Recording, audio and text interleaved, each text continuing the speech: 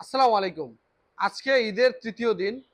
একটু আগে আমি একটা নিউজ পড়েছিলাম। আপনারা দেখতে পাচ্ছেন নরসিংদীতে ৮ ঘন্টার ব্যবধানে ১১টি বাইক অ্যাক্সিডেন্ট হয়েছে এবং এই ১১টি বাইক অ্যাক্সিডেন্টে ৪ জন মানুষ একই পরিবারের মারা গেছে। তো অনেকে আমাকে ফোন দেয়। ফোন দিয়ে বলতেছে, "ভাই বাইক ভাড়া লাগবে ঈদ উপলক্ষে।" অনেক ছোট ভাই আমাকে ফোন দেয়। অনেক পরিচিত মানুষ আমাকে ফোন দেয়। তো আসলে আমি তাদেরকে কেন না করি? আপনারা জানেন আমরা প্রবাসীদের জন্য বাইক ভাড়ার ব্যবস্থা রেখেছি। তো আসলে প্রবাসীদেরকে দেওয়ার অনেক কারণ আছে। বাট এরই সিস্টেমটা দেখে অনেকেই আমাদেরকে ফোন দেয়, স্টুডেন্ট বা আরো অনেক বাচ্চারা আমাকে ফোন দেয় বা ছোট ভাইয়েরা ফোন দেয়। ফোন দিয়ে আমাকে বলে বাইক ভাড়া দেওয়ার জন্য। তো আসলে কোনো কারণে আমরা বাইক ভাড়া দিতে পারি না। বাইক ভাড়া দিতে পারি না বলতে আমাদের প্রবাসীতে আমি কাউকেই বাইকের চাবি দিতে চাই না। তো অনেকে আমার সাথে রাগ করে, কষ্ট দেখায় যে ভাই আসলে বাইকটা আমাকে ভাড়া দিল না কেন?